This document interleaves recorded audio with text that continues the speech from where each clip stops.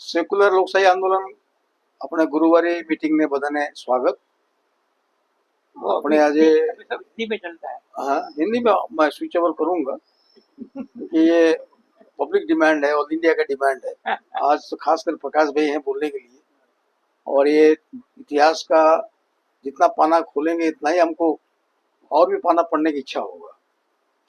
ये तो श्यामा प्रसाद मुखर्जी का बात अभी बंगाल में टीएमसी का हार होने के बाद, बीजेपी पावर में आने के बाद इसको उठाया गया और 20 जून को बंगाली दिवस, बेंगल दिवस के हिसाब से पालन किया गया।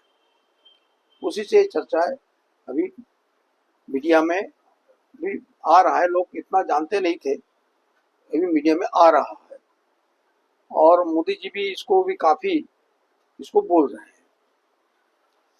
इसलिए लोगों को थोड़ा बहुत पता होता है, कुतूहलता भी है क्या हुआ क्या नहीं हुआ। हम तो कुछ जानते थे कि वो कश्मीर के मुद्दा को लेकर वो ज्यादातर गए थे। 370 आर्टिकल का जो है एप्लीकेशन होना चाहिए, कश्मीर को पूरा इंडिया के साथ इंटीग्रेट कर देना चाहिए। और वो जब मार्च कर रहे थे उनका हार्ट अटैक हुआ, और जब उनको ले जा रहे थे उस टाइम पर उनका हॉस्पिटल में या रास्ते पे उनका डेथ हुआ। तो बड़ा एलिगेशन हुआ कि ये नेहरू ने मार दिया। तो एलिगेशन अभी भी चल रहा है, वो बात चलती अभी भी चल रही है। इसी को बात ज्यादा श्यामा प्रसाद मुखर्जी कैबिनेट में थे, नेहरू जी कैबिनेट में थे, ट्रेड एंड कॉमर्स ऐसा कोई पोर्टफोलियो के साथ थे, और उन्होंने उसको छोड़ दिया। छोड़ के वो कश्मीर की तरफ मार्च कर रहे थे। ये एक बात सब जानते हैं। लेकिन उनका रोल क्या बंगाल में क्या था, पार्टीजन के बारे में क्या था, बंग भंग के बारे में क्या पार्टीजन का रोल था, उसके बारे में उनको काफी लोगों को पता नहीं। आपको मालूम होगा 1905 में बंग भंग आंदोलन, मुझे खास जब भी मैं इंडियन हिस्ट्री की बात मैंने करता हूँ या पढ़ता हूँ, मुझे रविंद्र थापर जी आए थे, अहमदाबाद में आए थे, उमाशंकर जी का शताब्दी का टाइम पे परिषद में उन्होंने बहुत बढ़िया भाषण दिया था, बहुत वंडरफुल स्पीच। उन्होंने जेम्स मिल जो हिस्टोरियन है, उनका जो इंडियन हिस्ट्री जो पढ़ाया जाता था उस टाइम पे, जो आए अंग्रेज से वहां से जो आते थे, ऑक्सफोर्ड कैम्ब्रिज पढ़ के जो आते थे, उनको इंडियन हिस्ट्री बताने के लिए किताब लिखी गई थी। और उन्होंने लिखा था हिंदू पीरियड, मुगल पीरियड और इस्लाम पीरियड और ब्रिटिश पीरियड, 3 पीरियड में डिवाइड किया था। पूरा जो हम बोल रहे हैं वैदिक, पूरा उसी समय से लेकर मैंने जो पठान आए, मुगल आए, सब आए, इसको इस्लामिक पीरियड कर दिया और बाकी को ब्रिटिश पीरियड कर दिया।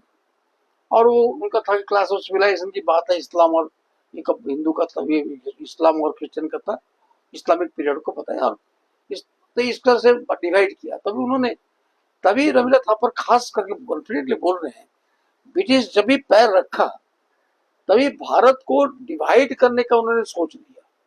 इंडिया पाकिस्तान तब से बन चुका था। ये बहुत स्पीच, बहुत ही मेरे पास था ऑडियो स्पीच, काफी लोगों ने डिस्ट्रीब्यूट किया था मैंने। अभी मैं खुद ढूंढ रहा हूँ, मुझे मिल नहीं रहा है, लेकिन स्पीच वंडरफुल स्पीच।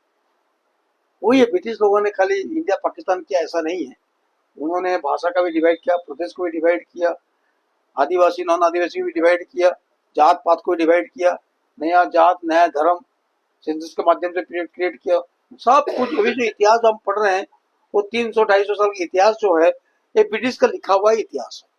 हमारे पास में प्रिंटिंग कुछ था नहीं, तालपत्र में था, वो पाम लीफ में था। जब ये लोग बाद अंग्रेज लोग समझने चाहा, इंडिया को समझने की कोशिश किया उन्होंने, तो काफी काफी हमारे जो उसी टाइम पे जो मकबूल सिस्टम में जो पढ़कर अंग्रेजी पढ़ के पढ़े थे, उनको बुलाया और ट्रांसलेशन किया गया इंडियन स्क्रिप्चर्स को संस्कृत से, बाकी भाषाओं से, पुराणों का, उपनिषद का, गीता का, सब किया गया। और वो बाद में छप के आया, तो लोग जाने कि हमारे पास में ये सब चीज है। तो इतिहास को उन्हें पलटने का बाद उन्होंने 300 साल में ये शुरू हुआ, वही हम जानते हैं। हमने आज इंडिया क्या एग्जैक्टली क्या है अभी भी हमको पूरा समझ में भी शायद आता है या नहीं आता है। और इसी को लेकर पॉलिटिक्स जिस तरह चलता है, या और इसमें भी एक गड़बड़ है, उसको लेकर मैं प्रकाश भाई को निवेदन करता हूँ, कोई इंडिया एग्जैक्टली क्या है समझने के लिए प्रकाश भाई के प्रेजेंस में एक चर्चा यहाँ होनी चाहिए, ताकि ये बहुत ही विवादित सब्जेक्ट है। क्योंकि आइडेंटिटी, हाँ आइडेंटिटी का सवाल आता है। आइडेंटिटी का, मैं द्रविड़ हूँ, मैं उड़िया हूँ, बंगाली हूँ, यूपी का हूँ, बिहारी हूँ, बुंदेलखंडी हूँ या आसामी हूँ, ये सब आ रहा है और क्लास हो रहा है। तो भी पेट्रियट भी हूँ और नेशनलिस्ट भी हूँ, ये बात भी आ रहा है। तो अभी जो बंगाल की जो बात है 1905 में बंगाल का जो यूनाइटेड बंगाल जो है, माने यूपी से भी बड़ा, पॉपुलेशन के हिसाब से भी बड़ा, तो उसको डिवाइड करने के लिए उस टाइम पे अरविंद घोष थे, उसका विरोध किया। अरविंद घोष आपको याद होगा, तो उन्होंने विरोध किया 1905 में बंग आंदोलन। तिलक महाराष्ट्र में सपोर्ट किए, वहां से पैसा इकट्ठा करके पैसा भेजा भी उन्होंने। तो उस टाइम बंग का नहीं होना चाहिए, ये भारत में आजादी लड़ाई का भी एक प्रकार का सूत्र था। लेकिन बाद में जब ये चलते चलते आ रहे हैं श्याम मुखर्जी की तरफ जब आ रहे हैं, तो पहुंच रहे कि बंगाल का एक हिंदू बंगाल और बंगाली मुस्लिम बंगाल होना चाहिए। दैट ही रेजिंग द बात। ये बात तो प्रकाश ही बोलेंगे अभी, तो मैं खाली एक तो ट्रिगर कर दिया इसको, फिर बाद में तो सब लोग पार्टिसिपेट भी करेंगे। लेकिन बंग आंदोलन के खिलाफ से बंग होना चाहिए, और इसके लिए पिटीशंस वगैरह माउंटबेटन को दिया जा रहा है। और श्यामाप्रसाद मुखर्जी और उनका बंगाल असेंबली जो था हिंदू महासभा से, he was the only member in the assembly member, he was only member. और सारे जो बात जो हो रहा था उसमें कांग्रेस भी था, majorly Congress was playing major role, और लीग था, मुस्लिम लीग था, और एक हिंदू महासभा का एक ही मेंबर थे Shyamaprasad Mukherjee. He could not play वो रोल, प्ले करे या ना करे, he has nothing to do, उनका कुछ भी नहीं था, खाली वो बात करते थे। लेकिन ये सब करने के बाद बट ब्रिटिशर्स वेर डिटरमाइंड कि इनको डिवाइड करना है, तो हिंदू डिस्ट्रिक्ट को लेकर हिंदू बंगाल बना और मुस्लिम को बना के बंगाली माने मुस्लिम बंगाल बना। और भी एक डिमांड था कि बंगाल को भी अलग से आउट ऑफ इंडिया जो होगा, वो आउट ऑफ इंडिया की बात भी आई, लेकिन उसको खारिज कर दिया गया। तो इतिहास हम कितना जानते हैं, we do not know much of the history. India independence act बनाया गया था, वो हम कितना जानते हैं इसके बारे में, तो हम बातें जानते नहीं, खैर मतलब पढ़ते भी नहीं, जानते भी नहीं है, हमको पढ़ाई भी नहीं जाता, हमको पेपर में आता भी नहीं है। तो ये बात हो गई है। तो आज उनके बारे में हम चर्चा इसीलिए कर रहे हैं कि ऐसे श्यामाप्रसाद मुखर्जी को आज एक आइकॉन आज उनको मिला थे ही, श्यामाप्रसाद मुखर्जी, लेकिन आज एक जो बंगाली आइडेंटिटी, हिंदू आइडेंटिटी का सच, आज बंगाल में भी अगर उनको भी शासन करना है तो एक हिंदू बंगाली हिंदू आइडेंटिटी से करना पड़ेगा, not with Vivekananda, not with Aurobindo Ghosh, not with other freedom fighters, but with जो है ये श्यामाप्रसाद मुखर्जी, जो कि उनका भी ओपिनियन भी डिफरेंस सावरकर से भी था, वो तो और एक अनदर पॉइंट है। तो ये सारे चीज को आज डिस्कशन होगा। 125 साल उनका चल रहा है, उसी को बीजेपी बड़ा धूमधाम से बंगाल में कोने कोने में मना रहा है। स्कूल कोर्स में दाखिल कर दिया है, स्टूडेंट्स को पढ़ना है, उनको बारे में चर्चा करना है। बंगाल में पूरा एकदम ये एक माहौल बन चुका है, और ये सबको जानना जरूरी हो गया, सब जानते भी नहीं थे। People were knowing, of course. वो कौन थे? वो थे आशुतोष मुखर्जी के लड़के। आशुतोष मुखर्जी मतलब कितना टावरिंग एजुकेशनिस्ट है मैंने इंडिया उस जमाने में, हाईकोर्ट के जज, कलकत्ता यूनिवर्सिटी के वो वाइस चांसलर बने।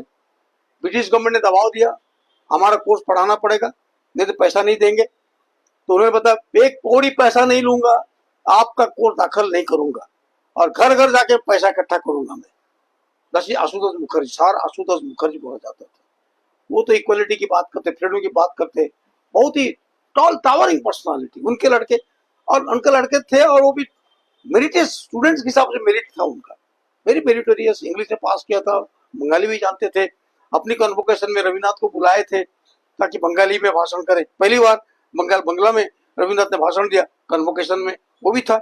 लेकिन कांग्रेस में भी जुड़े हुए थे, लेकिन माहौल भी खराब था। उनको मैं दोस्त दू ना दू अलग बात है, लेकिन भारत का आजादी का लड़ाई का माहौल ही पीछे तो कम्युनल था। उसी कम्युनल पॉलिटिक्स में वो चले गए। अल्टीमेटली वो भारतीय जनसंघ जो है उसका प्रतिष्ठाता बन चुके। बलराज मोदक नहीं बने, ये श्यामाप्रसाद मुखर्जी ने बनाया जनसंघ। अभी आगे के बात में प्रकाश मैंने आज ही ये भास्कर में आर्टिकल्स लिखे हैं, इसको भी हमने सर्कुलेट किए हुए हैं। आज इसको पूरा सबने पढ़े भी होंगे।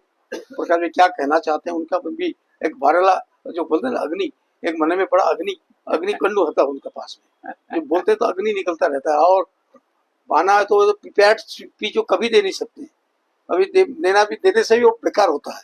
वो जितना इम्प्रोवाइज करके बोलते हैं तो उसमें काफी मूल्यवान चीज, मूल्यवान तथ्य, विचार करने वाली, सोचने वाली और गहरे में जाने की इच्छा होती है। आज प्रकाश भाई बोलेंगे, हम प्रकाश भाई को सुनेंगे। मुकन बाजू પછી चा चा પછી अच्छा थोड़ा पी लो, थोड़ा एक घूट ले लो। રસ્તે રહેતે રસ બહુ બરાબર રમતનું હોય કારણ મને કે આપો। બોલ્યા પછી કઈ ચા પાવા જેવું ના લાગે તો ભાઈ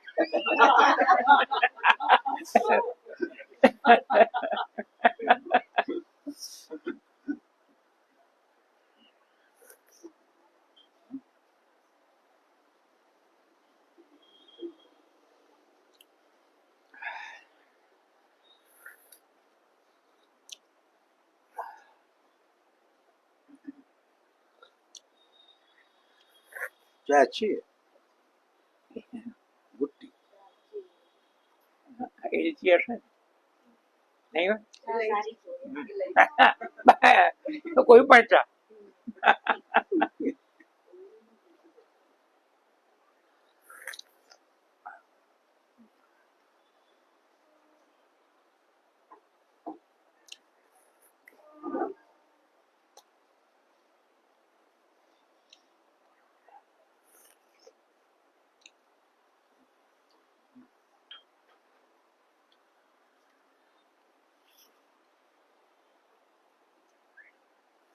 आई आई બહુ દિવસ પછી આવી રહ્યા।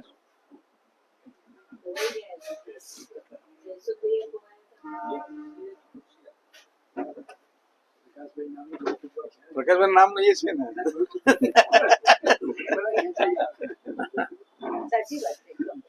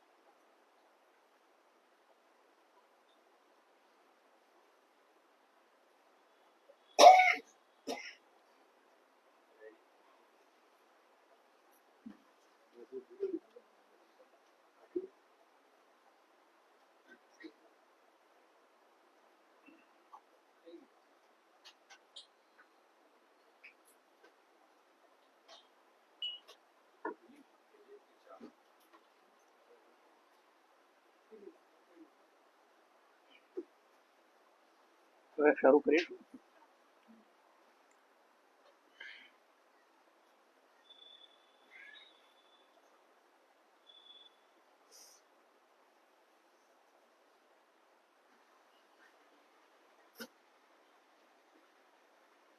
इस बार जहां तक भाजपा का सवाल है, इनके लिए मुखर्जी की जयंती मनाना एक खास है.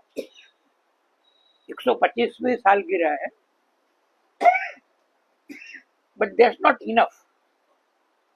जस्ट रिकॉल 2001 में जब मुखर्जी 100 साल के हुए, तब वाजपेयी गवर्नमेंट थी. उन्होंने कुछ सरकारी पैसे से ऐसा वैसा कुछ खर्चा किया होगा, कुछ प्रोग्राम भी किए होंगे, but what is special of this year? They have won Bengal. So अब तक तो क्या था कि गुजरात में सरदार से चला लेना, और बंगाल में दे डिड ट्राई कि सुभाष को जरा अच्छी तरह से अपने साथ कर ले. अब नेताजी का क्या करे, वो मरने के बाद भी किसके हाथ में नहीं आते हैं. तो और जिंदा है तो भी नहीं आते. तो दे डिड ट्राई. अब इनकी एक दुविधा है, अपने पास तो नेशनल हीरो है नहीं. अब सरदार सरदार किया, but it's rather amusing to recall कि गुजरात में जब अहमदाबाद एयरपोर्ट का नाम वल्लभ भाई से जोड़ने की बात आई, तो उस वक्त विरोध का झंडा लेके मुखर्जी स्टेडियम, मुखर्जी एयरपोर्ट ऐसा नाम रखो करते ही सब जम्बूरी आ गई थी. क्योंकि नाउ ऑफ कोर्स सरदार, और भी सरदार तो है, लेकिन सरदार तो स्वर्ग में है, तो स्टेडियम में तो हम ही खेलेंगे. एनीवे,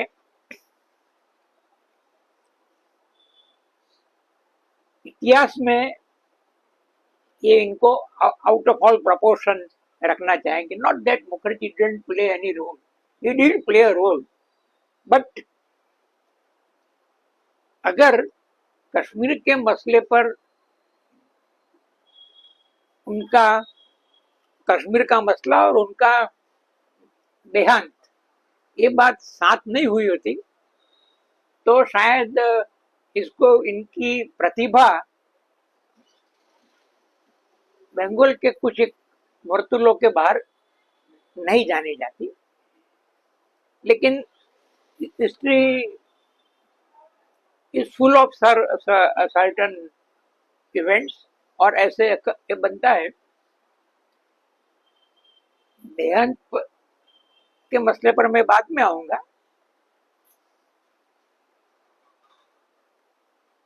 मुखर्जी, आपने रथभाई ने इनका लिनियज बताया, great grand Ashutosh tradition. Shyama Prasad himself a brilliant student. He used word meritorious. He was.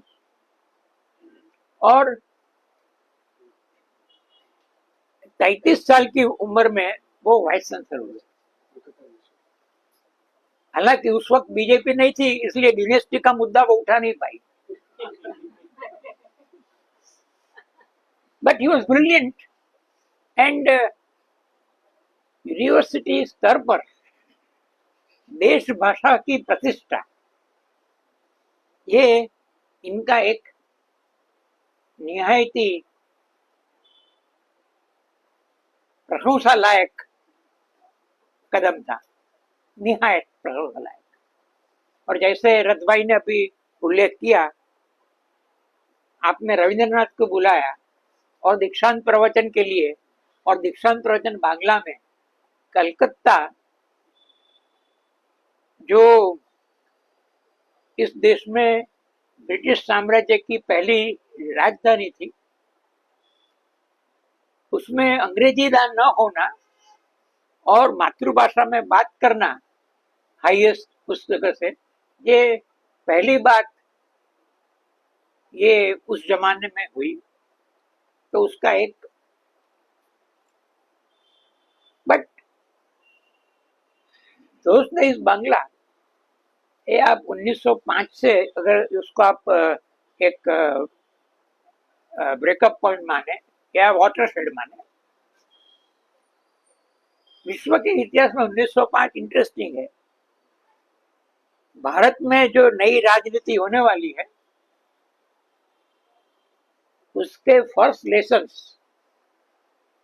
एक माने में दक्षिण अफ्रीका में लिखे जाने हैं, बिकॉज 1906 इज द ईयर कि जब गांधी ने पहले सत्याग्रह की बात हुई, एंड दैट वाज 9/11 सब दैट वाज 9/11 वो तारीख 1906 में जोहानिसबर्ग में। तो 5-6 का ये सेम ईयर विश्व स्तर पर आइंस्टाइन के पेपर्स टू रिलेटिविटी, उसका भी एक सूत्रपात 1905 से होना। तो there are great changes world over.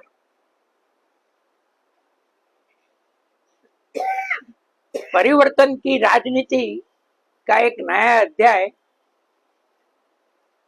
शुरू हो रहा है साउथ अफ्रीका में, जिसके लिए old Tolstoy writes to Gandhi कि भाई आप तो एक पृथ्वी के अंधार खंड में एक जगह काम करते हैं, न जाने कहाँ है वो, but your movement is putting South Africa in the center of the world. These are my words. I'm just trying to give you an idea.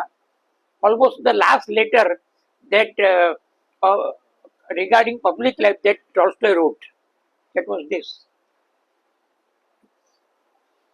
अब ये बंग, what was the issue? 1905. The then rulers, इन्होंने बंगाल को 2 हिस्से में बांटने का तय किया। और मुस्लिम मेजोरिटी एरिया, जिसको आज आप बांग्लादेश कहते हैं, और द हिंदू मेजोरिटी एरिया। एक और भी कारण था कि बड़ी, जैसे एक जमाने में मुंबई इलाका हुआ करता था, तो बंगाल प्रेसिडेंसी भी बहुत बड़ी थी, तो इसमें आसाम का भी कुछ हिस्सा और ऐसे करके एक बार तो एक एडमिनिस्ट्रेटिव भी था, but by and large it was Hindu and Muslim. तो people rose against it. Vande Mataram became a slogan heralding this new era of Hindu-Muslim unity and all opposed to the vivisection of Bengal. If I quote Arvind ने लिखा, अब मैं जानबूझकर underline करके coat कर रहा हूँ। अरविंद ने लिखा कि इन दिनों वंदे मातरम हमारे बांग्ला लोगों का नेशनल एंथम बन गया है, इस बांग्ला आइडेंटिटी। अरविंद बाद में वो तो बड़ी इसमें बात करते हैं, उनका भी एक विकास होता है। और but in 1905 Aurobindo also speaks in this language के वंदे मातरम लिखा तो पहले गया था, आनंद मठ जब पब्लिश हुई इसके पे पहले लिखा गया था, लेकिन आनंद मठ में आया और पॉपुलर हुआ, बट लोगों में फैल गया वो तो 1905 से शुरू हुआ।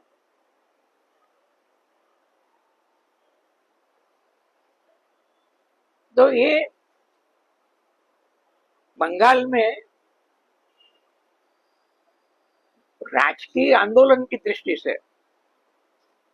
वो क्रांतिकारी आंदोलन, अनुशीलन समिति वगैरह इसकी बात करते हैं, लेकिन जिसमें मासेज इन्वॉल्व हो, तो ये बंग बंग के खिलाफ लोगों का आना। अभी तक टैगोर, उन्हें वो नोबेल नहीं मिला था, टैगोर रास्ते पर आ गए, रविंद्रनाथ, और राखी बंधन, हम सब एक दूसरे को राखी बंधन करते हैं, we are all one people, ये गाते, वंदे गाते, the first composition Vande Mataram भी वो टू टैगोर। तो ये गाते ये निकल पड़े रास्ते कलकत्ता की सड़कों पर। It was a great thing, a great thing. और फिर कुछ साल के बाद गवर्नमेंट को अपना ये निर्णय वापस भी लेना पड़ा, और फिर तो राजधानी वहां से बदल कर दिल्ली पहुंच गई 11-12 में शायद। हाँ, तो ये हुआ। तो ये जो द ग्रेट बंग ट्रेडिशन, अब उसका वारिस कौन, इट्स अ प्रॉब्लम। क्योंकि बंग ट्रेडिशन जो थी वो तो सबकी थी,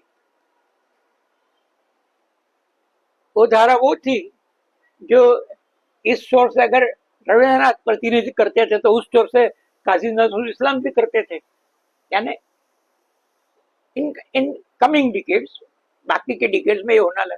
तो ये,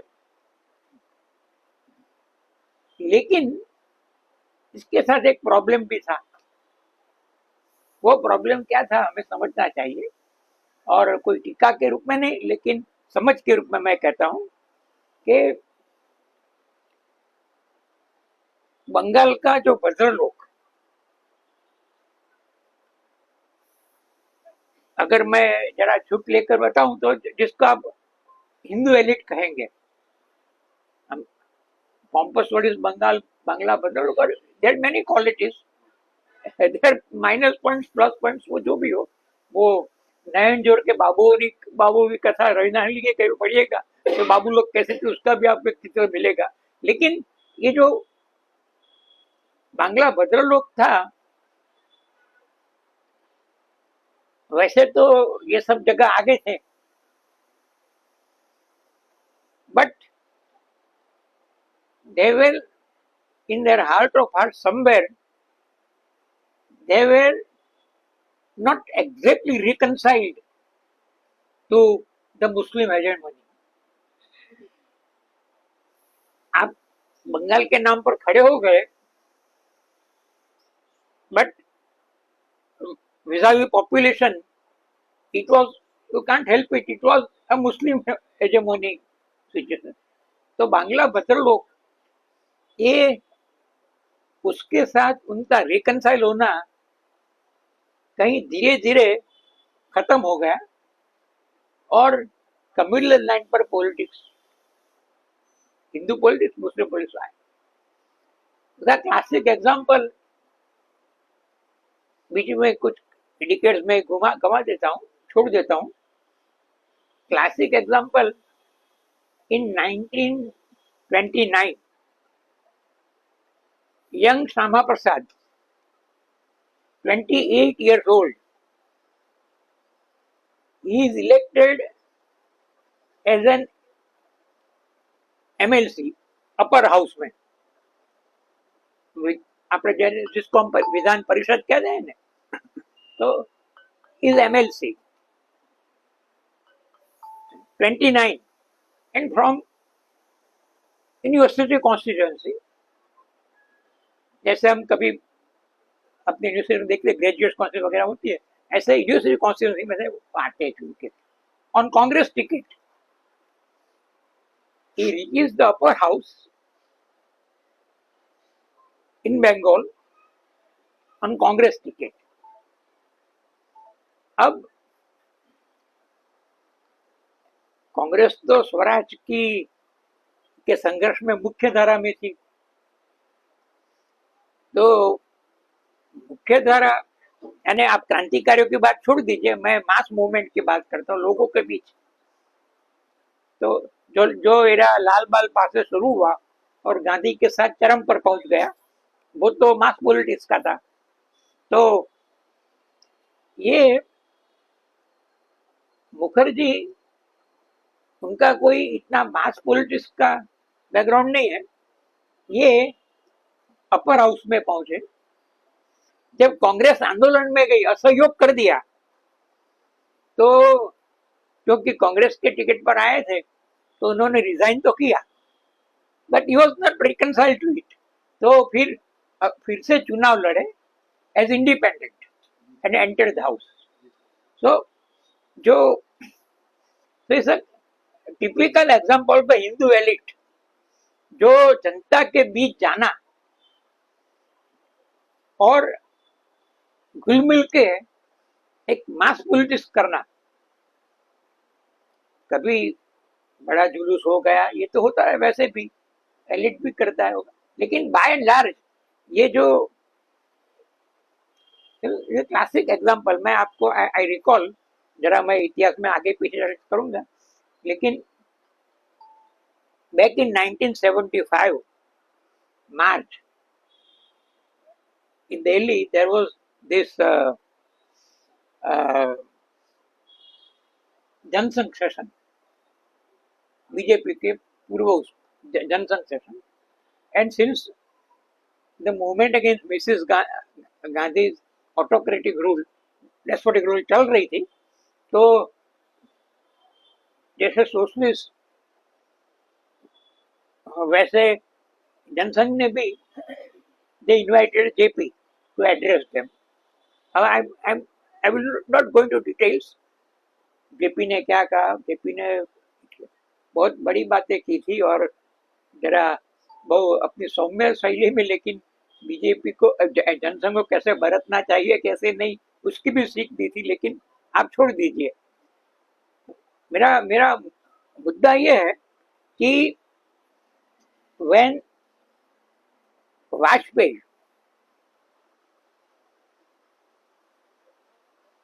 rose to propose the vote of thanks after listening to JP, तो वाजपेयी ने एक बहुत सलीके थे, तो कविता तो करते ही थे, पहले कहा कि हम इतना काम करते थे लेकिन फिर भी भरी महफिल में तन्हा थे। उमराव जान के पहले आया होगा शायद, पता नहीं, may be it was simultaneous, लेकिन हम इतना काम करते थे लेकिन भरी महफिल में तन्हा थे, लेकिन आपका आंदोलन आया, उसमें जुड़ गए तो अब सब अब व्यापक हो गए। फिर he spoke a line almost a sort of a Marxist presentation. Vajpayee वो भी जमाने में कहते हैं कि मैं SFI में था, वो हो गए पता नहीं, लेकिन वो इन्होंने कहा कि हमारे कार्यकर्ता मध्यवर्गीय है, वेरी इंपॉर्टेंट पॉइंट, लेकिन अब जब जनता के आंदोलन से जुड़ते हैं, डेट चेंजेस अवर कैरेक्टर। हमारे कार्यकर्ता मध्यम वर्गीय, लेकिन जन आंदोलन से जुड़ते हैं तो हमारा चरित्र परिवर्तित होता है। तो आज हम इस प्रोसेस में है, and we owe it to JP कि आज हम इस प्रोसेस में हैं। तो ये हर जगह एलिट और फिर मास पार्टिसिपेशन, ये प्रॉब्लम रहता है। तो इनके भावी संस्थापक मुखर्जी कांग्रेस की टिकट पर काउंसिल में तो पहुंच गए, लेकिन असहयोग से अपने को अलग कर दिया। So my first contention is that Mukherjee may have participated at some stage, but basically, with all his qualities, he was not in the freedom struggle. Participate तो कर दिया, हम यहाँ बैठे और हवा का झोंका आता है तो हम भी उसमें हमारा चल जाता है वो नहीं कहते बुद्धू मियाँ भी आजकल गांधी के साथ है, वो रास्ते की धूल है लेकिन आंधी के साथ है। ये जैसे अकबर इलाहाबादी, ये शब्द शब्द जरा आगे पीछे हो जाएंगे, लेकिन ये आंधी और गांधी का प्राप्त कि बुद्धू इलाहाबादी अपने मित्रों कहते कि आप कुछ बुद्धू मियाँ, वैसे तो रास्ते की धूल है लेकिन आंधी के साथ है, ये बुद्धू मियाँ गांधी के साथ है। तो ये mass politics and participation in struggle, संघर्ष के अग्निदिव्य से जो दीक्षा मिलनी चाहिए, पार्टिसिपेशन स्ट्रगल, ये उनका particularly national struggle, freedom struggle, ये उनका ऐसे प्रसंग आते हैं, लेकिन that is not the mind और stuff that is made of incidentally. और फिर इंडिपेंडेंट में रहते हैं, देन आगे चलते इट सो हैपन्स कि वो 1940 के बाद बंगाल की मिनिस्ट्री में जुड़ते हैं। Very interesting, very interesting. ये the ministry was headed by Fazlul Haq, और उस मिनिस्ट्री में किसान क्या नाम था, ये फिनेंस मिनिस्टर थे। ठीक है, फ्रीलांस और फिनेंस।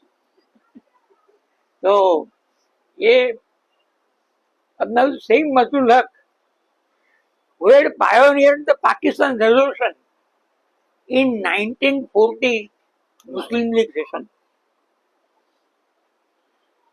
तो फजलुल हक तो एक कृषक पक्ष चलाते थे, but he was with Muslim league also, and in the Muslim league session in 1940 in Lahore, it was Fazlul Haq who pioneered Pakistan Resolution officially। 3 साल के बाद, इनके 3 साल के पहले अहमदाबाद में, अहमदाबाद ने उसको क्या कर्णावती कहते हैं, तो कर्णावती में ये सावरकर ने अध्यक्षीय तकरीर की थी हिंदू महासभा की। ये इनके 3 साल पहले 1940 के साल, बैक इन 1937 के India is not one nation, there are many nations here, particularly Hindu and Muslim two nations. I mean, this is a two nation theory। वो इसका सम्मान केवल जिना को देना चाहिए ऐसा नहीं है, सावरकर को भी देना चाहिए, अन्य दोनों सम्मान के अधिकारी है। बट तो माय कंटेंशन इज के the one who pioneered resolution of Pakistan demanding Pakistan, उसकी अध्यक्षता में मिनिस्ट्री बनी। और क्यों बनी?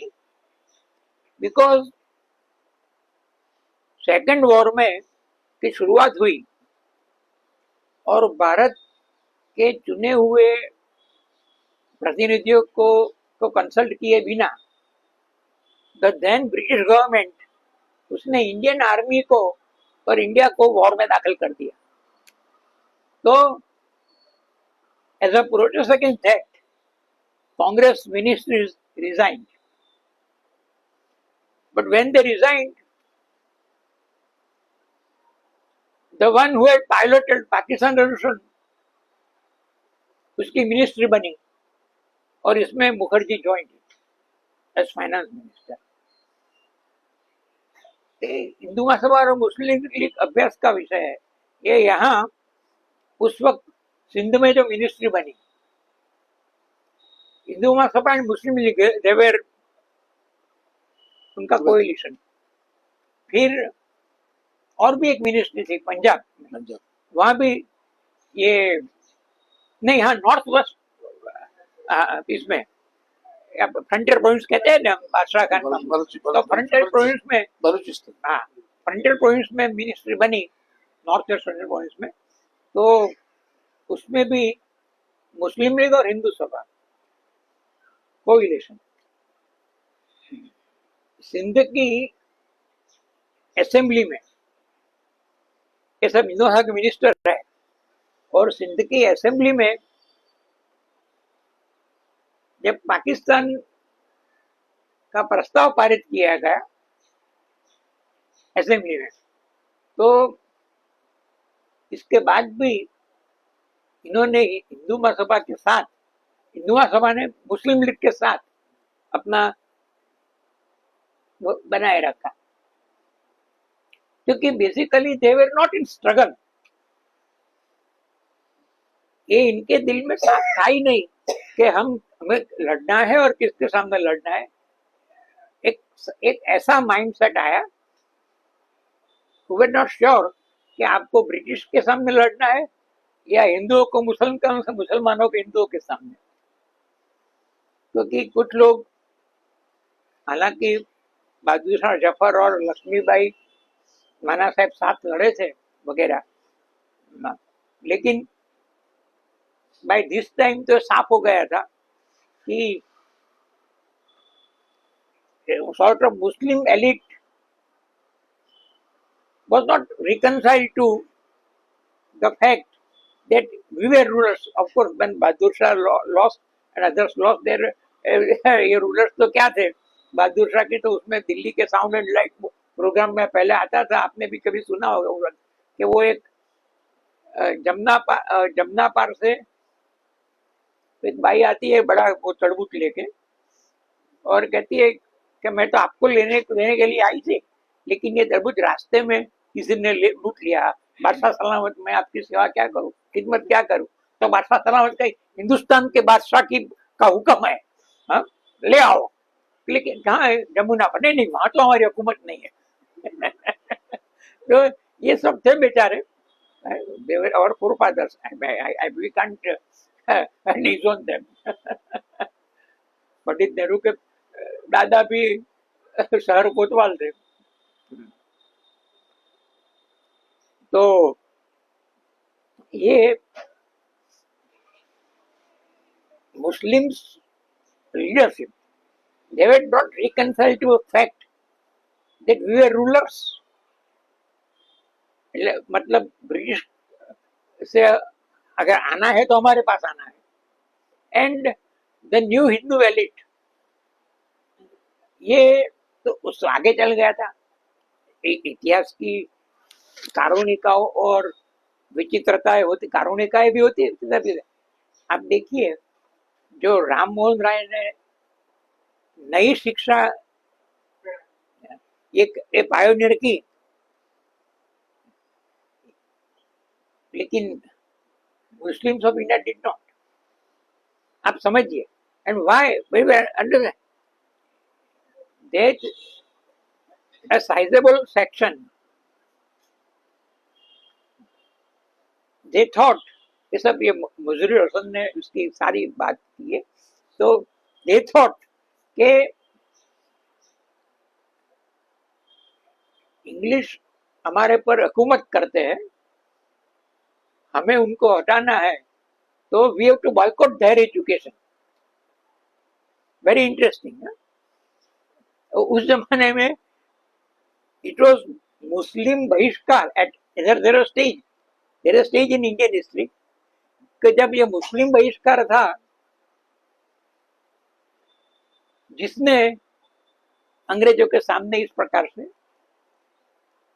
बट द हिंदू स्कूल, मैं कोई कॉम्युनल एंगल से नहीं कहता हूँ, एक प्रोसेस को समझने के लिए, Ram Mohan and others, they pioneered new education. इसमें परंपरा में ईश्वरचंद्र विद्यासागर जैसे बड़े लोग आए और ये नया ये चला। तो बट द पॉइंट इज कि एक प्रकार का एलियनेशन तो था। अलीगढ़ यूनिवर्सिटी, अलीगढ़ कॉलेज उस जमाने में वो शुरू क्यों की सर सैयद अहमद ने? ही रियलाइज के इंग्लिश एजुकेशन का परिचय तो होना चाहिए and we to be friends with the rulers. और बगावत हुई 1850, ठीक है, लेकिन अगर एक हिंदू मेजोरिटी इसमें हमें रहना है तो we have to be near to the English ruler. अब ये मैं बहुत सरल करके कहता हूँ, उसके actually this whole debate should be more nuanced, it should not turn into anti Hindu anti Muslim, but मैं उनकी थॉट प्रोसेस आपके साथ रखता हूँ। तो ये सब चलता था और मुखर्जी के उसकी बात करते करते मैंने कहा तो एक बैकग्राउंड देने के लिए, तो मुखर्जी मास स्ट्रगलर नहीं थे, मिनिस्ट्री के मेंबर हुए। एंड द वर्स्ट पार्ट, जब देश में स्वराज की लड़ाई का वो संघर्ष की जो मुख्य धारा थी, जो जिसने सत्ता छोड़ दी थी और मूवमेंट में गए, जो पीरियड क्विट इंडिया का है, if you all recall, it was Yusuf Meher Ali who gave that slogan quit India का। और एक कांग्रेस एआईसीसी और उसमें गांधी की तकरीर मध्य रात्रि की डू और डाई करके। तो ये उस पीरियड में, क्विट इंडिया के पीरियड में आप मिनिस्ट्री में थे और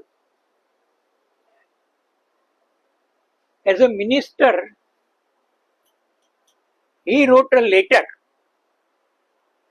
as a minister he wrote a letter to the then governor Mr. Herbert।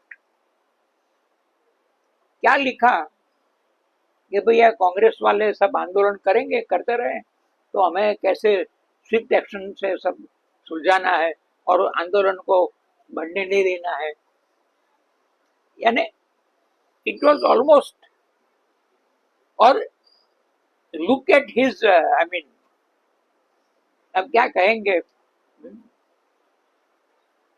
मासूमियत कहेंगे उसको, बड़ी मासूमियत से मुखर्जी साहब मिस्टर हर्बर्ट को लिखते हैं कि हमारे लोगों को समझना चाहिए, हम लोगों को भी कि ये भाई हम चुने हुए प्रतिनिधि है, तो कुछ वॉर सिचुएशन है तो हमारे कुछ प्रतिबंध है, कुछ मर्यादा है, लेकिन हम तो चुने हुए प्रतिनिधि और राज करते तो हमारा तो स्वराज तो आ ही गया है, फिर लड़ने का कहाँ है? What is the logic of quit India movement? सन बैल का मैंने कह, अब ये सोच वो नहीं थी जो एम.एन. रॉय वगैरह की थी। एम.एन. रॉय का कहना यह था कि, और कांग्रेस में भी नेहरू वगैरह उनमें आरंभ में एक हेजिटेशन था कि जब वॉर चल रही है तो हिटलर के फोर्सेस उसको रुकने में हमारे तरफ से कोई रुकावट नहीं आनी चाहिए। That was not necessarily the logic of the Hindu Mahasabha. इनका लॉजिक ये था कि लड़ने की क्या जरूरत है, मुखर्जी कहते कि पैसा आ ही गया। और दूसरा, सावरकर स्टार्टेड ए campaign, Hindu Mahasabha official result कि हम लश्कर में भर्ती हो गए। सावरकर मुखर्जी एंटायर लीडरशिप वो हिंदुओं की लश्कर भर्ती की बात करती है। Hinduised the military and militarize the Hindu nation. Militarize the Hindu nation and Hinduize the military. और as per हिंदू भाषा ऑफिशियल रेजोल्यूशन, 2 साल के 3 साल के उसमें उस दिनों में उन्होंने 1 लाख लोगों को भर्ती कराया। बाद में सारा किस्सा निपट जाने के बाद में वीर सावरकर ने, ये वीर तो मैं कोट अनकोट करता हूँ, मैं वीर सावरकर ने लोगों ने उनको प्रॉपर नाम बना दिया है, हाँ? तो ये सावरकर ने कहा कि हमने प्लान किया था, क्या किया था कि हमारे लोग यहाँ से मार्च करेंगे, सब हमारा लश्कर इसमें होगा, और फिर जब सुभाष चंद्र बोस वहां से आएंगे तो हमारा लश्कर सारा ये इसमें जुड़ जाएगा और हिंदुस्तान के इतिहास बदल जाएगी। अब वो कब गए, कहाँ गए, कहाँ जुड़े, कोई पता नहीं, but Savarkar being Savarkar and Veer being Veer, anything can happen और नॉट, हु नोस। तो ये हिंदुओं की लश्कर भर्ती की कैंपेन ये सब चला। फिर by the end of 1942 and early 1943, Mukherjee realise ये जरा काउंटर प्रोडक्टिव हो रहा है, हमारी लोगों में हमारी इमेज का सवाल है। अब ये मैं इनका नहीं, मैं उनका मेरी भाषा में बात करता हूँ। And Savarkar would not have liked it, but वहाँ मुखर्जी डिफर हुए and he left ministry, he resign. लेकिन रिजाइन करते पहले ये सब तो उन्होंने किया ही था, और गवर्नर को जो पत्र लिखा था वो तो इतिहास में खड़ा रहेगा। अब देश का जो चित्र बन रहा था 1945 अहमदनगर जेल से सबका छुटना, और ये और फिर स्वराज के नेगोशिएट करना, एंड मुस्लिम लीग का अड़ जाना, डट जाना, वॉर काउंसिल में वाइसरॉय के एग्जीक्यूटिव काउंसिल पर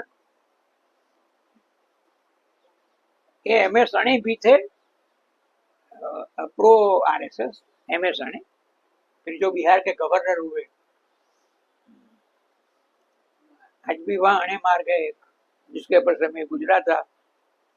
और तो ये पटना में तो ये बिहार के गवर्नर बाद में हुए, तो वो भी वाइसरॉय के काउंसिल में थे। और एक हिंदू प्रतिनिधि भी नियुक्ति के लिए सावरकर ने रेकमेंड भी किया था, और होने के बाद हर्ष भी प्रकट किया था। यानी जब हम फ्रीडम स्ट्रगल में है, आप वाइसरॉय के एग्जीक्यूटिव काउंसिल पर जाते हैं, और वहां से यानी ये एक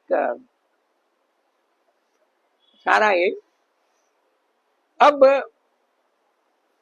जब विभाजन का दृश्य देखने लगा, अब मैंने बंग बंग से शुरू किया था, तो मैं वो लाइन फिर क्लियर कर देता हूँ कि there was a section of the Bangla bhadralok, the Hindu elite,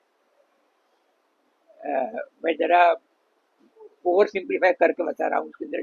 तो ये बिकॉज ऑफ रिकनसाइल टू, ये होता है।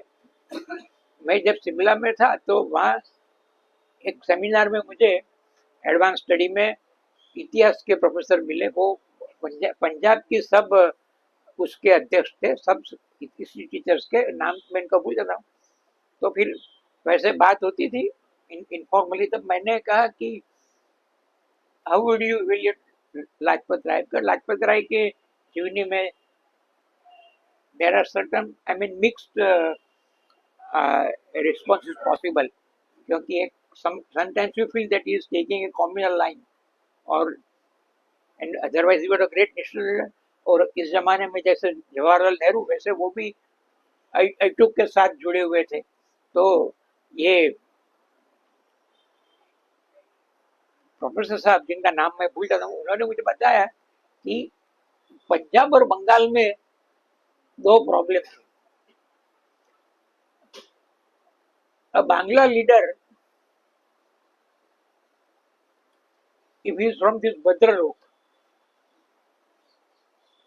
और ये पंजाब का लीडर हिंदुओं का, तो आर्य लाला जी के तो आर्य समाज की पृष्ठभूमि थी।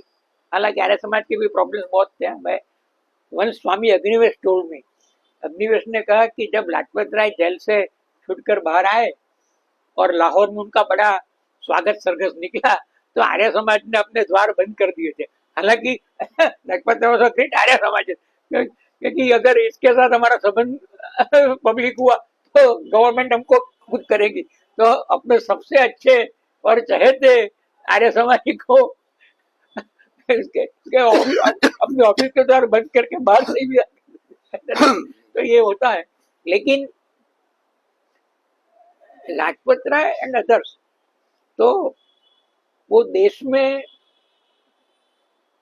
सबके नेता थे। पंजाब में he had to face the reality of Muslim majority and Hindu minority. इस माने में आप ये कह सकते हैं कि Mukherjee also had to face, हालांकि वो इनका स्टेचर इतना देश का उस वक्त हुआ ही नहीं था, but he had to face this. एक आप सारे देश की बात करना चाहते हैं, लेकिन बंगाल में तो आपको मुस्लिम मेजोरिटी फेस करना है। नेहरू गांधी का जो अप्रोच था, ये अगर होता, मतलब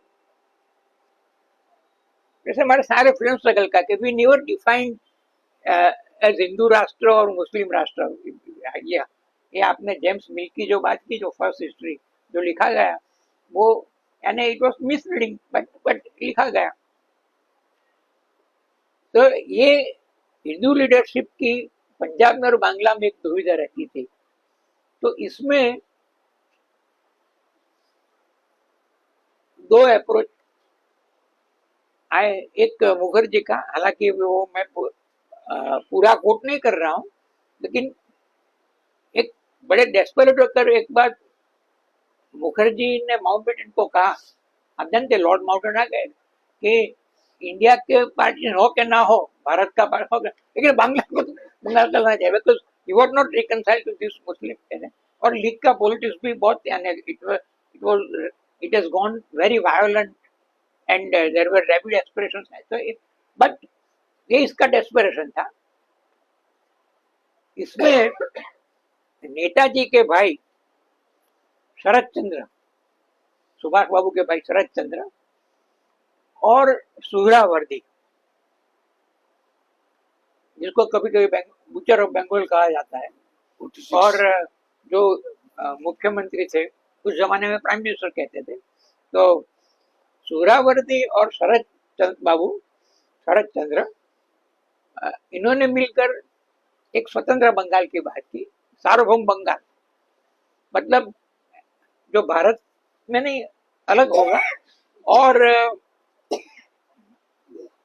there will be no Hindu Muslim division. ये उनका एक आर्गुमेंट था। लेकिन बात तो इतनी आगे बढ़ गई थी, और हिंदू महासभा जिससे मुखर्जी अभी तक जुड़े हुए थे, वो इन दिनों क्या कर रही थी? हिंदू महासभा और RSS, when we are nearing to partition, तो ये जो 4-5 साल थे पोस्ट 42, उसमें they started getting close and close to the riyasat people.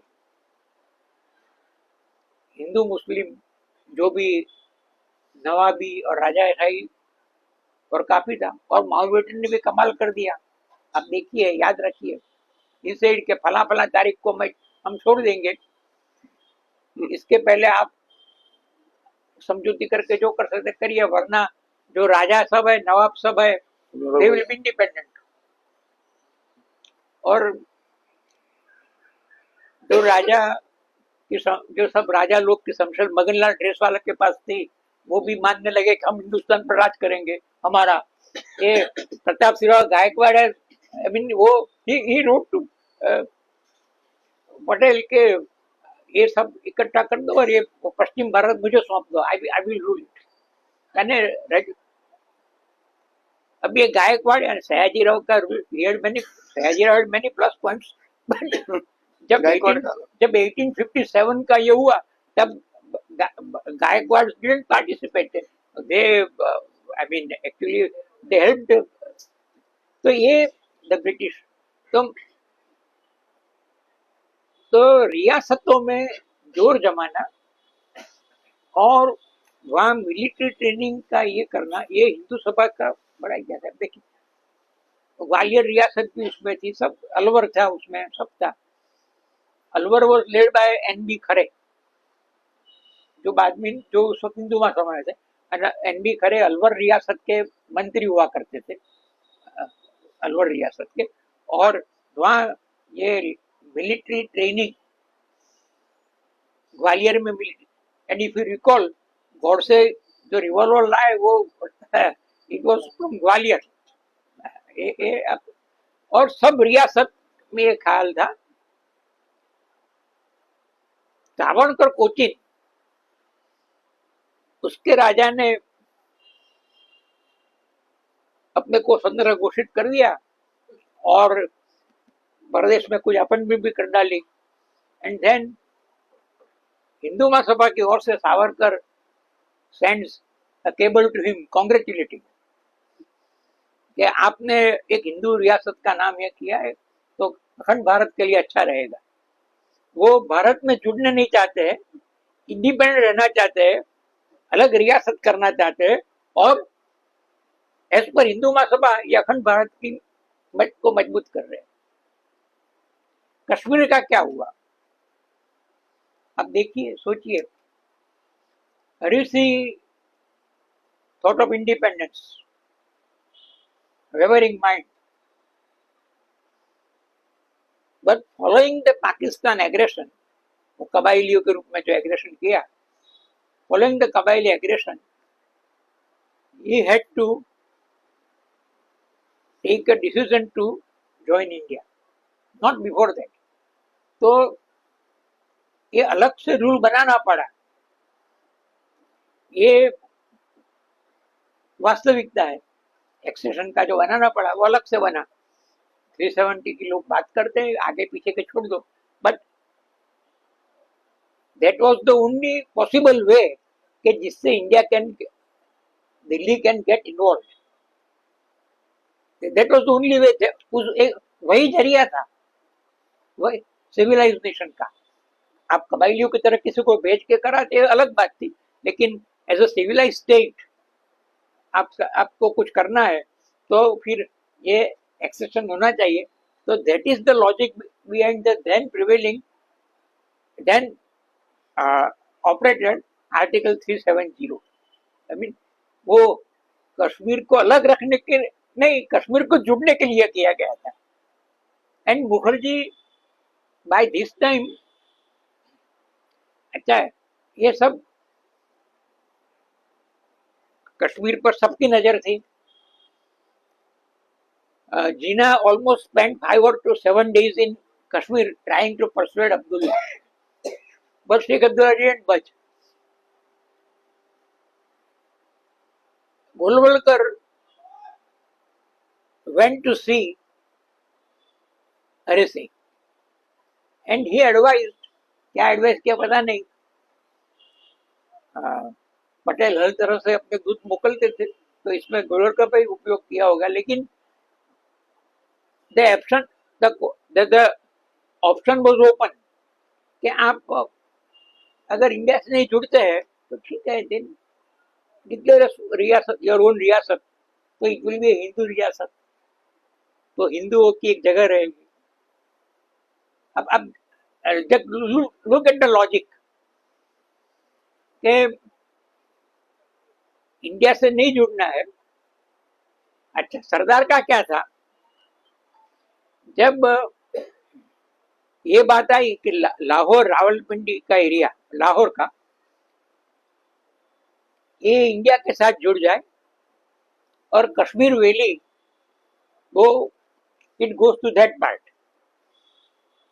तो Patel was reconciled to it. चर्चा में आने, कोई फाइनलिस्ट नहीं, लेकिन चर्चा में, क्योंकि अमृतसर और लाहौर का डिस्टेंस और संबंध इतना था कि इसके हिसाब say that would be better position, अगर आपको पार्टीशन करना ही है तो। अब अपने लोग ये कहते हैं बीजेपी वाले कि सरदार थे तो कश्मीर का हुआ, बट सरदार तो आपके डिस्कशन में एट अर्ली स्टेज में तो सरदार वाज रिकंसाइल्ड टू इट कि अगर कश्मीर जाता है, अगर लाहौर आता है तो कश्मीर जाता है, बट क्योंकि अमृतसर लाहौर तो एक सारा वो पूरा ये था यूनिट, तो और कश्मीर भक्ति भी क्या, सबके देशभक्ति है। अब कल हरि सिंह के पिता या दादा वो गुलाब सिंह का इतिहास पढ़िए, great here purchase Kashmir paying 75 lakhs of rupees, 75 lakh रुपए लेके कश्मीर खरीद। अब ये तो फिर भी वो कश्मीर थे तो थे तो ये सब जो चलता था, तो हरि सिंह के उसमें उस वक्त हरि सिंह की रियासत में पंडित काक थे के दीवान प्रधान, तो काक ऑल्सो एडवाइज हरि सिंह के स्विट्जरलैंड जैसा कुछ कर देंगे, आपको इंडिया में क्या छोड़ना है वगैरह। सरदार ने अपना माइंड कब बदला, जब जूनागढ़ का एक्सेशन आया, देन सरदार सेड कि अगर हिंदू बहुल जूनागढ़ एक नवाब के नाम पर पाकिस्तान में जा सकता है, तो फिर कश्मीर भारत में क्यों नहीं। ये that was Sardar joint Nehru's line. सारे पाकिस्तान का इतिहास पढ़िए, बहुत विलक्षण इतिहास है બધો કે कश्मीर आप ये सब खत्म हो गया कर का यश नेहरू को देते हैं, लेकिन अगर 370 नहीं हुआ होता, and with all the differences Nehru and Patel work as a team with all the differences, तो नेहरू एक कश्मीरी पीपल को he was sort of wooing through Abdullah, and Vallabhbhai was using all his tricks to bring Hari Singh to line. Vallabhbhai, being Vallabhbhai, he was using all his tricks to bring Hari Singh to line, and Pandit ji was wooing Kashmiri people. वो कश्मीरी थे वो ठीक है, लेकिन कश्मीर में मास politics में नया तो रोल तो अब्दुल्ला ही का था, तो he saw to it that a formula is worked out where Kashmiri people represented through Abdullah, they are satisfied and it will be a real accession. ये आप उस वक्त का देखिए, पंडित जी की बात आती है तो पीओके की बात करते हैं, लेकिन कोई ये नहीं कहता है कि बाकी का कश्मीर कैसे आया। पीओके हुआ तो हुआ, ये सब वो एक ये है, बट आज ही मैं छोड़ देता हूँ अभी उस बात को। तो इसमें मुखर्जी कहाँ थे। अब गांधी टूक एन अप्रोच के पार्टीशन हो ही रहा है, and naturally for obvious reasons Congress is going to rule, but partition में से कि उसमें से हमें गांव में से उभरना है, तो हमें सबको साथ में लेकर चलना चाहिए। हिंदू समाज की जो सोशल मर्यादा, अगर आंबेडकर साथ में आते हैं तो एक बात बनती है। इसी प्रकार से जो अपनी समझ से हिंदू ओपिनियन को रिफ्लेक्ट करते थे, और at least Mukherjee had this much कि भाई ये सावरकर से अपने को धीरे धीरे अलग कर रहे थे, यानी इनका सावरकर के घोर हिंदूवाद से जरा मध्य प्रवाह में नहीं, लेकिन मध्य प्रवाह के निकट एपरेंटली वो आ रहे थे, तो इनको इंडक्ट किया, आंबेडकर को इंडक्ट किया। यानी जो लोग कांग्रेस में कभी थे नहीं या होने के बाद अलग हो गए थे और स्वराज की लड़त में भी लेकिन साथ लिया, तो because we are building a new nation state, if not a nation then nation state, we are building it. So सबको साथ लेके चलना, ये अब सबका साथ सबका विकास, ये तो गांधी नेहरू फॉर्मूला थी लेकिन तो जब आर्टिकल 370 तय हुई, तो Mukherjee was a member of the cabinet, a member of the house, and was also a minister. And he voted in favor of 370.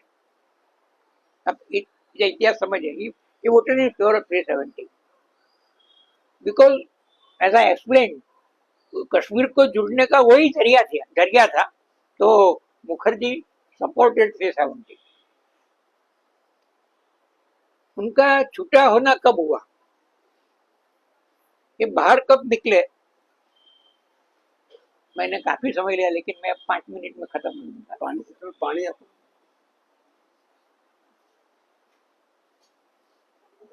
नहीं छोड़ दो ना कहीं जाओ, पानी वानी कहीं जाओ. पानी बड़ा सूखी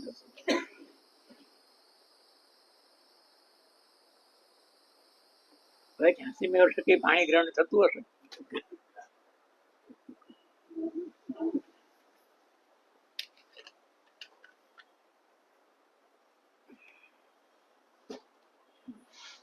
तो मुखर्जी सपोर्टेड इट. अब क्या हुआ, अब देखिए स्वराज के बाद पूर्व पाकिस्तान, पूर्व बंगाल, आज का बांग्लादेश, वहां से हिंदुओं की बड़े उसमें हिजरत होने लगी. They were tortured and they had to वो आश्रय लेने के लिए. उस वक्त Nehru tried to use the situation, Prime Minister Nehru, by discussing with Liaquat Khan, the Pak Prime Minister. Liaquat Khan, even during negotiation, went to see Sardar Patel separately. And there is a note in Manimal's diary. Patel told Liaquat Khan कि आज नेहरू है तो आपके साथ कोई सभ्यता से बातचीत होगी, हल निकलेगा. जिस प्रकार से पार्टीशन हुआ, तो हमारे यहाँ जिस प्रकार का माइंड बना है, तो इसमें आपके साथ के व्यवहार में शायद कोई सिविलाइज अप्रोच नहीं रहेगा, but it is Nehru at the help, there is possible civilized approach, and said that Nehru is taking great risk. जब रात में मेरी नींद उड़ जाती है, आई एम कोटिंग पटेल, तो मुझे कभी कभी लगता है रात के सन्नाटे में कि जैसे बापू का हुआ ऐसा तो नेहरू का नहीं होगा. जवाहर का, वो जवाहर कहते हैं, जैसा बापू का हुआ वैसे जवाहर का नहीं होगा. तो Liaquat Ali was persuaded by Patel also कि कुछ समझौता करना चाहिए. तो उसमें सब उसकी डिटेल्स में नहीं जाता हूँ, लेकिन इसमें एक मेजर बात यह थी कि दोनों ओर, सीमा रेखा के दोनों ओर माइनॉरिटी कमीशन ऑपरेटिव होना चाहिए. दोनों के अपने अपने उसमें, that Hindus are taken care of and Muslims are taken care of here, and Hindus are taken care of there. ये तो बाकी बातें थी, तो ये एक प्रकार का समाधान था. बट उत्तेजना तो बहुत थी बंगाल में, understandable. Mukherjee resigned. It was not as a minister, it was not on the issue of 370, but it was the issue of this Nehru Liaquat pact. फिर अब जो दौर था उसमें RSS almost felt like an orphan. They by that time they had realized कि political life में हमारी अगर कुछ पैठ नहीं होती है तो फिर हमारा, they try to operate to Sardar, but Sardar ने एक टफ स्टैंड लिया कि अभी मैं आपका प्रतिबंध नहीं उठाऊंगा. और जब प्रतिबंध उठाया है तब ये आप कॉन्स्टिट्यूशन पर काम करेंगे और तिरंगा ध्वज कबूल रखेंगे। और ये और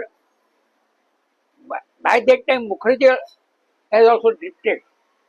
तो मुखर्जी ने कैबिनेट में से निकल तो गए,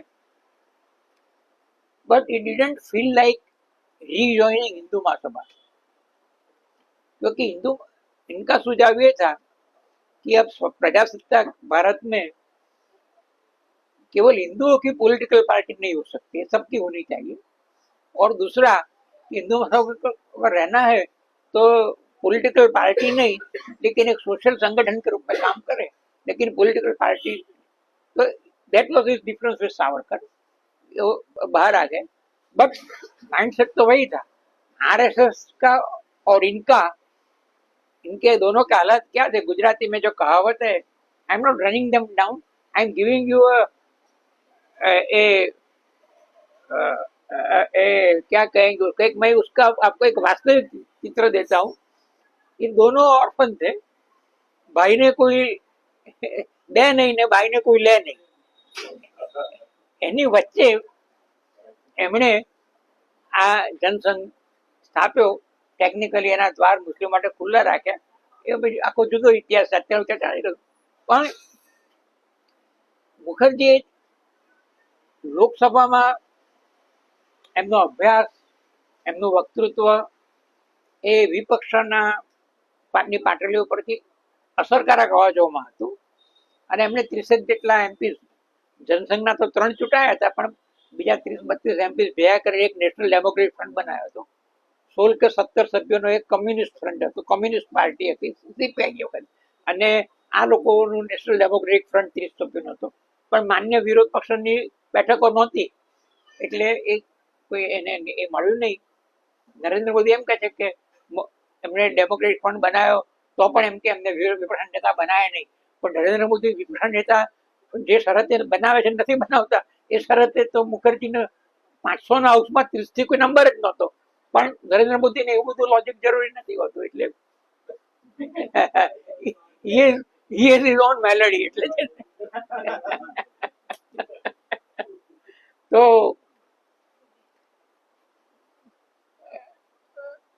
मैं ये बता रहा था कि मुखर्जी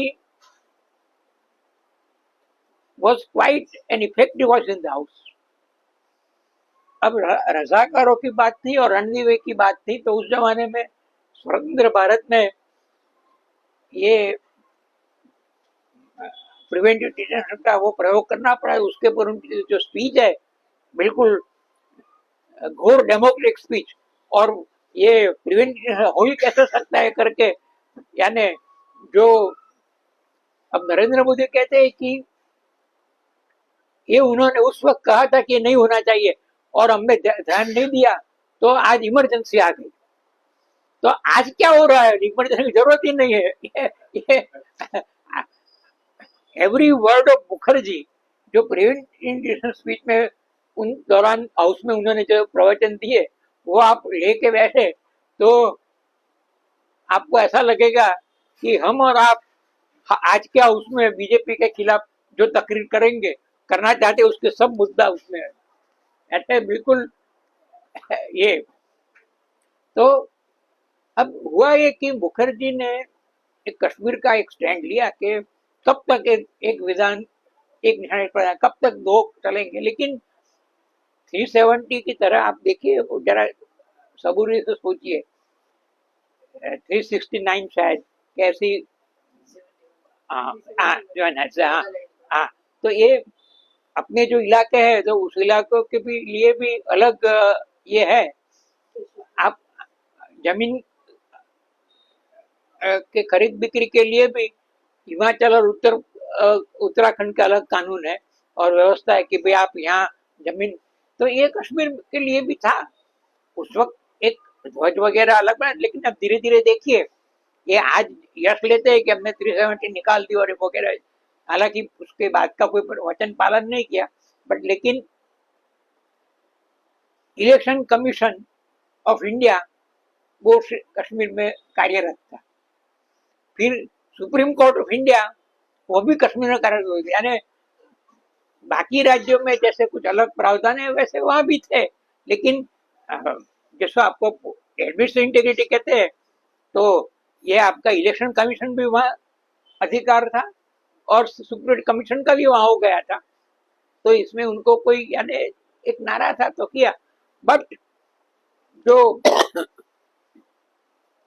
कश्मीर में वो कोई भारत की ओर से वो उन्होंने कोई भारत सरकार की ओर से कोई बंद नहीं किया था, कारण कि भारत सरकार ने कहा कि आपको कश्मीर में जाना है तो परमिट की जरूरत नहीं है। ये यूजुअली दिस इज फॉरगॉटन, यानी गवर्नमेंट ऑफ इंडिया ने कहा कि if you but Kashmir administration में act otherwise, but so far as the Indian border तक आप जानेंगे और क्रॉस करेंगे तो हम आपको आपको परमिट लेनी चाहिए, ऐसा आग्रह हमारा नहीं है। आप यू कैन गो देयर। तो गए, फिर जहाँ रखे गए उसकी वजह सब दास्ता है।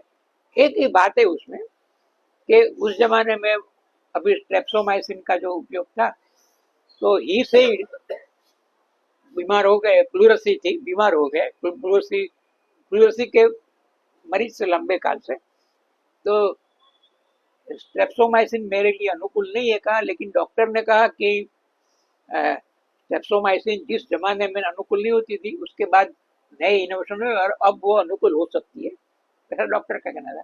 बट ऑल सेड डन, ये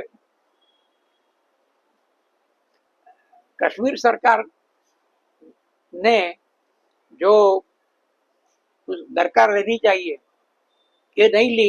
इन एनी केस, आप इसको कॉन्स्पिरेसी कहे ना कहे, but it was a case of negligence, and particularly when an MP and who has been minister in the first cabinet of India, इनके साथ अगर आप ये इलाज में इस प्रकार बरतते हैं तो कॉन्स्पिरेसी न हो तो भी it it turns out to be criminal negligence. तो अब मुखर्जी का देखिए, मास लीडर की उनकी बैकग्राउंड नहीं थी, लेकिन 2 बार हीरो की तरह कश्मीर बंगाल में माने गए। जब वो रिजाइन करके कलकत्ता पहुंचे थे तब it was a heroes welcome. Bengali people thought that here is somebody who is fighting for us. हालांकि वहां भी उनके जाने के बाद Patel took upon himself, he went to Kolkata, met people, addressed small groups, discussing with influential persons, और सबको समझाने के इस प्रकार का अप्रोच क्यों जरूरी है। And Mukherjee was given heroes welcome, और ultimately Patel who could prevail even with Bangla people. वो कोई मास इसके अर्थ में नहीं, लेकिन those who mattered उनको इस प्रकार से कॉन्सेंसस लेना। और and the speech Patel made was also very powerful, and but Mukherjee को दूसरी बार हीरो वेलकम जो कश्मीर में संदिग्ध संजोगों में उनका अवसान हुआ, तब ये हीरोज वेलकम इन इस डेड बॉडी जब कलकत्ता पहुंची तो 10 लाख लोग थे ऐसे कहते हैं, but it was hero's welcome to when his dead body return. ये 2 बार, लेकिन वो इनकी प्रतिभा से इतने बड़े राष्ट्रीय कद के स्वीकृत ऐसी वो शख्सियत नहीं थी। उनका और भी, जैसे मैंने ये इसकी बात की, यूनिवर्सिटी की उनकी, टैगोर की, अब मैं जैसे गुजराती मैं आपके साथ शेयर करना चाहूँगा कि जब पंडित जी ने, Pandit Sukhlal ji, one of the greatest scholars of Indian philosophy, तो पंडित सुखलाल जी ने जब बीएचयू से मुक्त होने का तय किया, क्योंकि वो तो गुजरात में गांधी के पास विद्यापीठ में आना चाहते थे, गांधी विद्या, तो उस वक्त ये मुखर्जी थे, वो अप्रोच पंडित जी कि आप आइए यूनिवर्सिटी में और एक चेयर बनाएंगे हम, आप इसके पर आपको जो उचित लगे वो संशोधन कार्य करें। तो ये मुखर्जी की ये एक क्वालिटी थी, ये इस प्रकार की। But is nothing mass politics and national struggle, ये अलग से बात है। तो अ, आज मैंने जो बातें की मुखर्जी के इर्द गिर्द कुछ समझने लायक, इसमें मेरा कंटेंशन वही है जो मैंने बीच में कहा कि Mukherjee did represent a section of the Bangla elite which ultimately appeared to be the Hindu feeling. Yet he differed with Savarkar. Kashmir के नाम से उनका हीरो होना ये एक मिक्स बैग है, क्योंकि 370 की जरूरत तो उन्होंने भी स्वीकृत की थी, और इतने फौरन कैबिनेट छोड़ने के बाद ऐसे आपका अलग ले लेना, ये यानी वो एक it doesn't, I mean, well anyway, all said and done. मैं आपको एक बात बता दूं कि बंगाल की पब्लिक लाइफ में एक जमाने में अरविंद से लेकर फिर देशबंधु दास और सुभाष, इनकी जो ट्रेडिशन थी वो जगह, इसके लिए Mukherjee is a poor replacement. आप देशबंधु दास को और सुभाष को अगर ले लक्ष्मण, इनको तो अपने नरेंद्र मोदी आए तो पहले सुभाष के पीरियड के सबको बुलाया वगैरह, खिलाया पिलाया, और सुभाष के तो हम ही है वैसे, हालांकि उस फाइलों में से कुछ निकला नहीं, लेकिन बाय दिस टाइम मुखर्जी आ गए। But Mukherjee is a very poor replacement of Subhash. I am not denigrating Mukherjee, लेकिन आप अगर इतिहास में देखें और प्रतिभा में देखें तो the presence and role of Subhas, वो जिस प्रकार से बंगाल के स्पिरिट को अभिभूत कर सकता है, इस प्रकार से टोटल बांग्ला स्पिरिट ये मुखर्जी विल नेवर, हालांकि बांग्लादेश अलग है तो इसलिए ठीक है, बट अब देखिए Deshbandhu and Subhash both felt, and it on record, कि कांग्रेस मुस्लिमों को और एक्सेसिबल होनी चाहिए। जो समझौता हुआ 1916 में, जब सुभाष तो नहीं थे लेकिन देशबंधु तो थे, 1916 में जो लिया, जो लोकमान्य तिलक और जिन्ना के बीच जो समझौता हुआ, और जिस वक्त ये सरोजिनी नायडू ने कहा कि Jinnah is ambassador of Hindu Muslim unity, तो वो सही बात है। But even then Deshbandhu and later Subhash, they thought के Muslims are not properly adjusted. अपनी जो रचना होती है उसमें उनका समाज ज्यादा ये होना चाहिए, that was the feeling of both Deshbandhu and Subhash. तो and but Mukherjee turned out to be a leader of the Bangla Bhadralok, and that suited well to the Hindu mind in those days। ये इनका तो ये एक ऐसी प्रतिभा है जो जिसका विकास हो सकता था लेकिन नहीं हुआ, लेकिन अब क्या करें, बीजेपी का जैसा नसीब, अब क्या कर सकते हैं। तो ये मेरे कुछ ऐसे उद्गार आए होंगे, लेकिन I don't want to run down, but I want to cut to size भी कहना ठीक नहीं लगेगा, क्योंकि ये भी जरा in bad taste. I want to put Mukherjee in proper perspective. I think I have been able to work out a perspective, and that's all for today. Thank you.